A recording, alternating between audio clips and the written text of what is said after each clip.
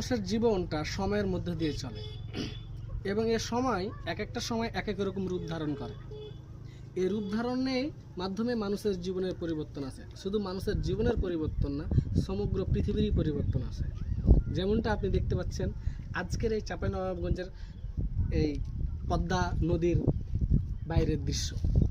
পদ্মা নদী এ সময়তে আপনি এখন দেখেন তার কি অবস্থা, শুকনো নদী, ধুধু মরুভূমি, মনে হচ্ছে তার জীবনটাই শূন্যতায়।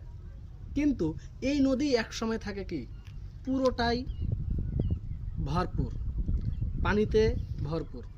যে সময় দেখলে অথই পানি, যেদিকে তাকাবেন সেদিকে শুধু পানি আর পানি। অথচ এই নদী সময়ের প্রেক্ষিতে এই মুহূর্তে হয়ে গেছে ধুধু বালুচরের এক জায়গা, মনে হচ্ছে তার কিছুই নেই। আমাদের জীবনটাও এরকম, সময়তে পরিপূর্ণ থাকে এবং সময়তে সম্পূর্ণ খালি থাকে। এটা মেনে নিয়েই জীবন চলতে হবে। ধন্যবাদ।